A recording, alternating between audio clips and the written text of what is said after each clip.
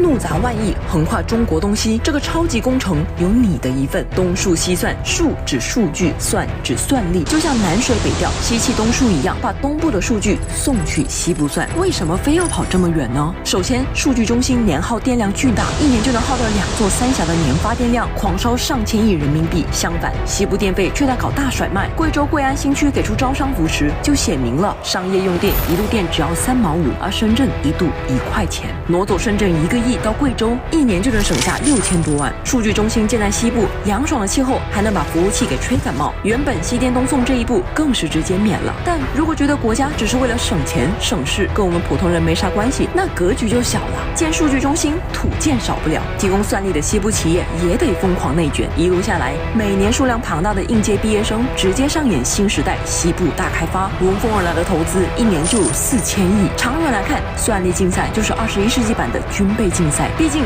算力跑越快，就说明发展越迅猛，国力越强盛。目前中国算力规模排名全球第2，和美国包圆了1半以上的超大规模数据中心。但论规模和效率，我们还一直被美国虐。不过东数西算一布局，计算速度原地起飞，和5G齐头并进，科技发展已将挣脱算力不足的枷锁。这座高塔必将宏伟，而我们是修塔的人，也是塔里的人。